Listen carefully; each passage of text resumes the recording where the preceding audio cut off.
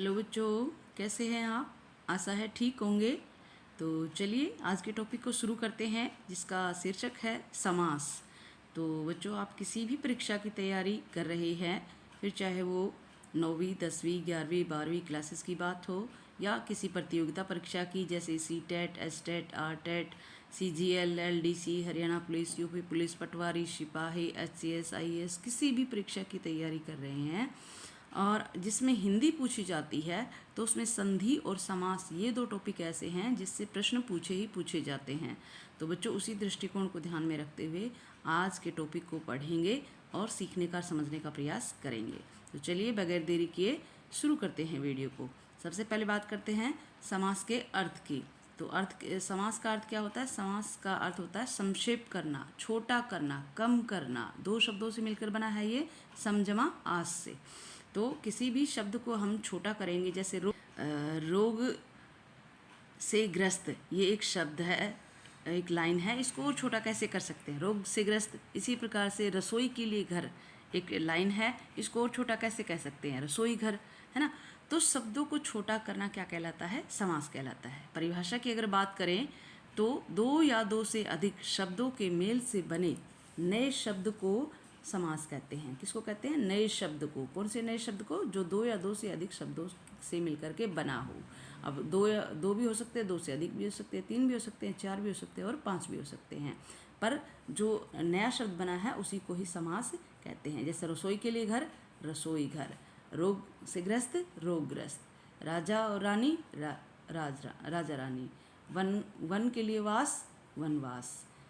राजा का पुरुष, राजपुरुष। चौराहा, चार राहों का समाहार। ठीक है, तो ये परिभाषा होगी। अब जब हम समास को पढ़ते हैं तो कई शब्द हमारे सामने आते हैं, जैसे समस्त पद है, समास विग्रह है, पद प्रधान है, पूर्व पद है, उत्तर पद है। ये क्या है? इनको भी समझने का प्रयास करते हैं।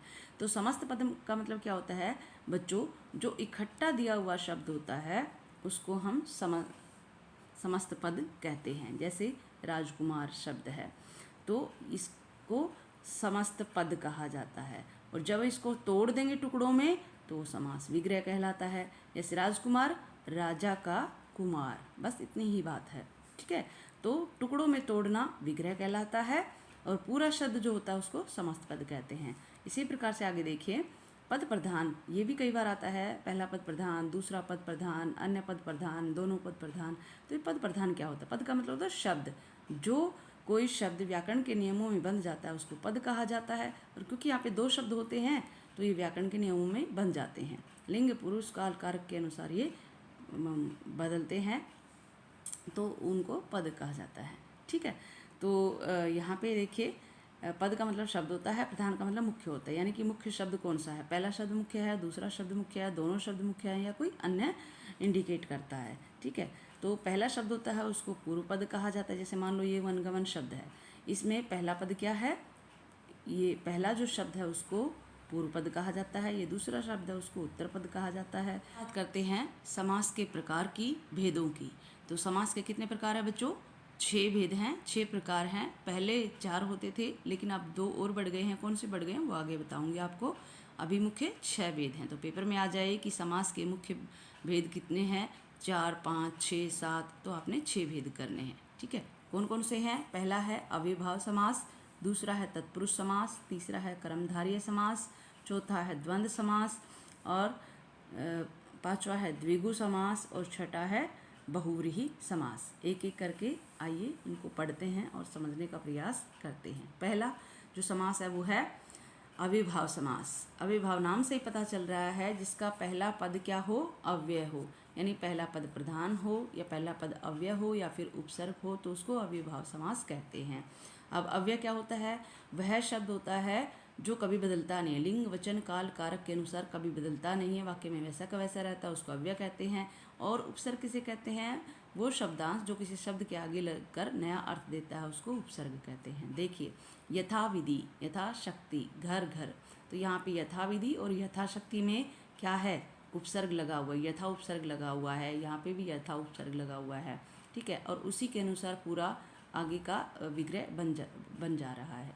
तो यहाँ पे अविभाव समास है। इसी प्रकार से घर घर जो शब्द है उसमें अव्यय है, ये बदलता नहीं है, वाक्य में वैसा का वैसा रहता है, इसलिए यहाँ पे अविभाव समास है। आ, भर, की, अनु, निर, पर, प्रति, ये सब क्या है? उपसर्ग हैं। अविभाव समास के अन्य उदाहरण आप देख सकते हैं, जैसे यहाँ पे ये उपसर्ग लगे हुए हैं, आ उपसर्ग लगा हुआ है, यहाँ पे भर उपसर्ग लगा हुआ है, यहाँ पे प्रति उपसर्ग लगा हुआ है, और ये अव्यय के भेद हैं, अव्यय के उदाहरण हैं। तो आप इनको पॉज करके वीडियो को देख सकते हैं।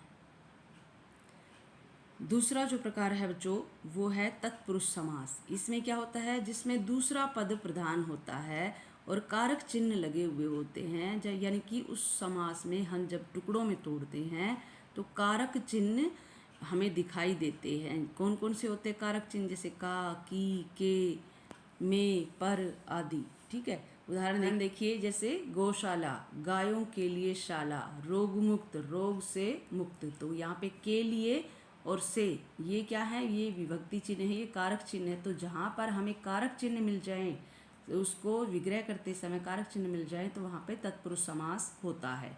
परिभाषा के लिए अगर बात करें तो जिसमें दूसरा पद प्रधान होता है उसको तत्पुरुष समास कहते हैं।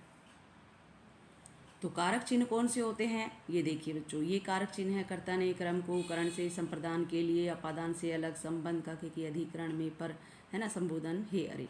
तो यहाँ पर पहला जो कारक चिन्ह है उसको छोड़ दिया जाता है, लास्ट का जो कारक चिन्ह है उसको छोड़ दिया जाता है। बीच के जो 6 कारक चिन्ह हैं, अगर हम किसी शब्द को टुकड़ों में तोड़ते हैं, जैसे जनप्रिय है, हस्तलिखित है, युद्ध भूमि है, ऋण मुक्त है, राजकुमार है, कवि श्रेष्ठ है, इन शब्दों को अगर टुकड़ों में तोड़ते हैं तो यहाँ पर विभक्ति चिन्ह अगर लग जाते हैं तो वहाँ पे कौन सा समास होता है? तत्पुरुष समास होता है। और जिस कारक के आधार पर उसका विभक्ति चिन्ह आ रहा है उसी के नामकरण के ऊपर उसका आगे का प्रकार है, क्योंकि तत्पुरुष समास के भी बच्चों कई सारे भेद हैं और उस कारक के नामकरण के आधार पर ही उनके आगे भेद बताए गए हैं। जैसे अगर इसको बात करें कर्म तत्पुरुष समास की, तो कर्म इसका विभक्ति चिन्ह क्या होगा? को। और अगर इसको एग्जाम्पल को टुकड़ों में तोड़ेंगे तो जन को प्रिय, तो यहाँ पे को क्या आ गया? विभक्ति चिन्ह आ गया। तो ये कौन सा समास हो गया? कर्म तत्पुरुष समास है। इसी प्रकार से देखिए करण तत्पुरुष समास, यहाँ पे क्या है? करण क्या है? कारक है। से या के द्वारा, यानी कि कोई काम किसी के द्वारा किया जाता है तो वहाँ पर करण तत्पुरुष समास होता है। जैसे हस्तलिखित, हाथ से लिखित। इसी प्रकार से संप्रदान, जहाँ पर विभक्ति चिन्ह क्या है इसका? के लिए। युद्ध भूमि, युद्ध के लिए भूमि। इसी प्रकार से आप वीडियो को पॉज करके देख सकते हैं। तत्पुरुष समास के अन्य बच्चों उदाहरण हैं नन तत्पुरुष है, अलुक तत्पुरुष है, उपपद तत्पुरुष है। तो ये जो सामान्य परीक्षाएं हैं COD की, उसमें इतना गहराई से नहीं पूछते हैं, लेकिन जो सिविल सर्विस एग्ज़ाम है या सब इंस्पेक्टर की जो बड़ी परीक्षाएं होती है, वैसे तो सब इंस्पेक्टर भी C ग्रेड में ही आता है, लेकिन जो बड़ी परीक्षाएं होती हैं उनमें गहराई से ये वाले समास पूछे जाते हैं। इसके एक सेपरेट वीडियो बनाऊंगी, उसमें आप देख लेना। अभी हम मोटा मोटा ही समझने का प्रयास करते हैं। तो ये किसके उदाहरण हैं? ये तत्पुरुष समास के उदाहरण हैं। वीडियो को पॉज करके देख लेना। उसके बाद बात करते हैं बच्चों कर्मधारय समास की। कर्मधारय समास में क्या होता है? जहाँ पे विशेषण विशेष्य संबंध हो या फिर उपमान उपमेय संबंध होता है, वहाँ पर कर्मधारय समास होता है। और इसका विभक्ति करते हैं यानी टुकड़ों में उसको तोड़ते हैं तो है जो और के समान, ये विभक्ति चिन्ह हमें देखने को मिलते हैं। तो जिसमें जैसे काली मिर्च, काली है जो मिर्च, चंद्रमुखी, चंद्र के समान मुख, तो यहाँ पे के समान आ गया, यहाँ पे है जो शब्द आ गया। तो जहाँ पर है जो शब्द आ जाए विभक्ति करने पर या के समान शब्द आ जाए, वहाँ पर कौन सा समास होता है? कर्मधारय समास होता है। अब ये इसको भी समझ लेते हैं, विशेषण विशेष्य क्या होता है। तो विशेषण शब्द क्या होता है? जो शब्द संज्ञा या सर्वनाम की विशेषता बताए उसको विशेषण कहते हैं। और विशेष्य क्या होता है? संज्ञा या सर्वनाम शब्द को विशेष्य कहते हैं। जैसे यहाँ पे देखिए काली मिर्च, मिर्च शब्द क्या है? संज्ञा शब्द है। और कैसी है मिर्च? कैसी है? काली है, हरी है, लाल है। शिमला मिर्च कौन सी मिर्च है? काली मिर्च है। तो यहाँ पे काली क्या है? विशेषण शब्द है। मिर्च क्या है? संज्ञा शब्द है। तो विशेषण विशेष्य का संबंध दर्शाया जा रहा है। यहाँ देखिए चंद्रमुख, यहाँ पे उपमेय उपमान उपमेय का संबंध है। तो उपमान क्या होता है? किसी प्रसिद्ध वस्तु या व्यक्ति को उपमान कहते हैं। किसी आम इंसान या आम वस्तु को उपमेय कहते हैं। तो जब किसी आम वस्तु या व्यक्ति की तुलना किसी प्रसिद्ध व्यक्ति या वस्तु से की जाती है तो वहाँ पर उपमान उपमेय संबंध होता है। तो देखिए यहाँ पे चंद्रमुख है, मुख क्या है, सामान्य है, चंद्रमा क्या है, परिचित वस्तु है, तो मुख की तुलना किससे की गई है, चंद्रमा से की गई है, समास है। ये कर्मधारय समास के कुछ एग्जाम्पल हैं, तो आप वीडियो को पॉज करके देख लेना बेवजह वीडियो ज़्यादा लंबी करने का कोई मतलब नहीं है। जैसे नीलकमल है, काली मिर्च है, प्रधानमंत्री है, महाराजा है, ये विशेषण विशेष संबंध को दर्शाने वाले उदाहरण हैं, और उपमान उपमेय संबंध को दर्शाने वाले ये दो एग्जाम्पल है, चरण कमल और चंद्रमुख। ठीक है, इसके बाद बात करते हैं बच्चों द्वंद्व समास की।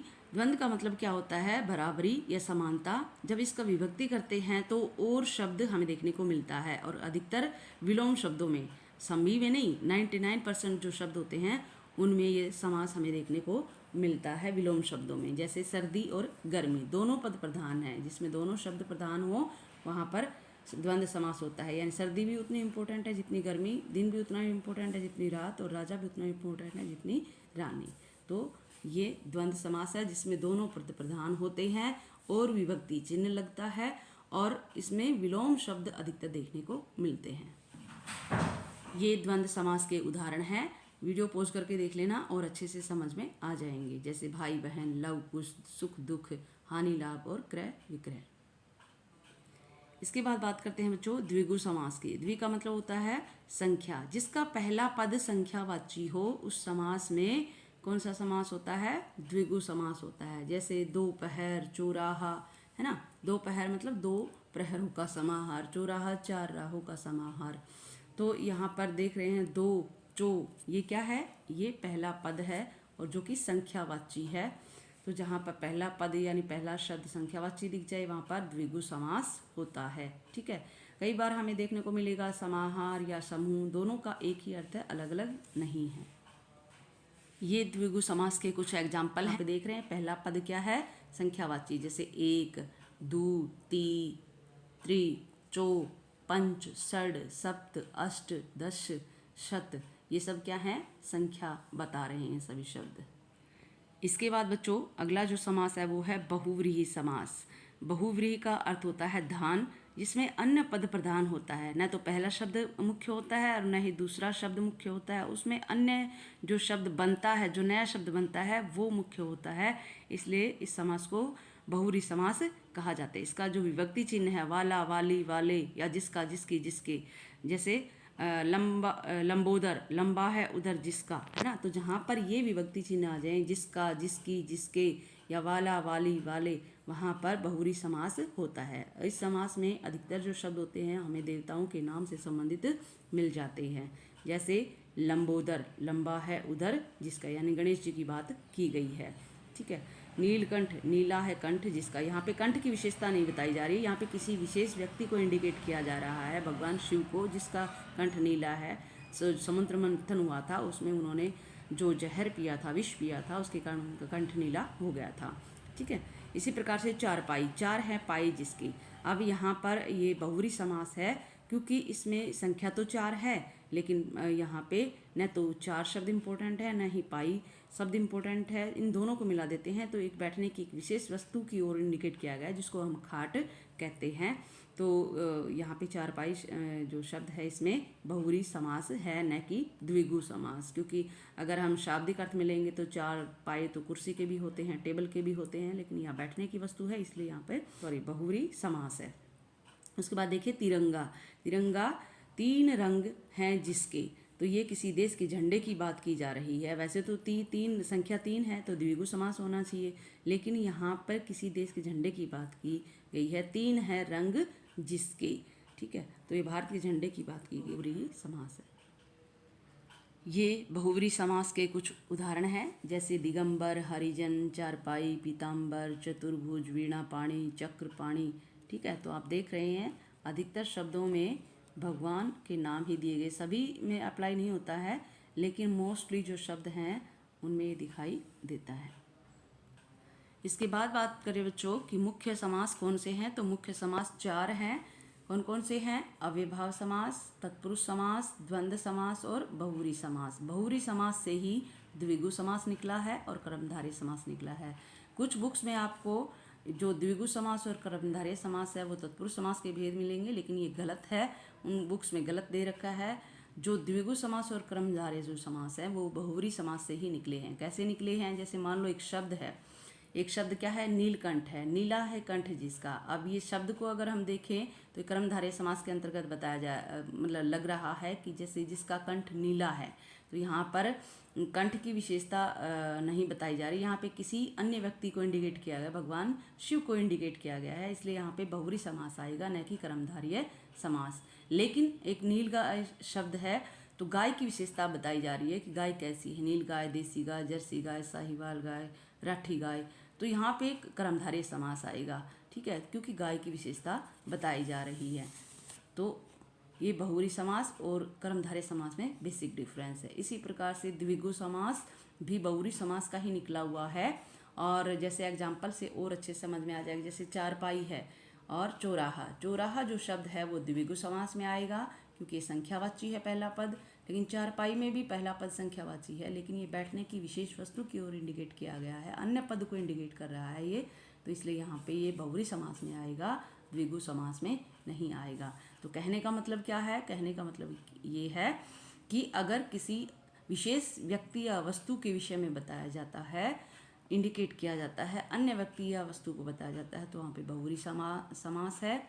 और संख्या जब दर्शाई जाती है, किसी विशेष की दर्शाई जाती है तो बहुव्रीहि है, नॉर्मल अगर उसका अर्थ है तो वो द्विगु समास में आएगा। इसी प्रकार से किसी की विशेषता बताई जाती है, किसी का उपमान दिया जाता है तो नॉर्मल दिया जाता है तो कर्मधारय समास में आएगा, और स्पेसिफिक दिया जाता है तो बहुव्रीहि समास के अंतर्गत आएगा।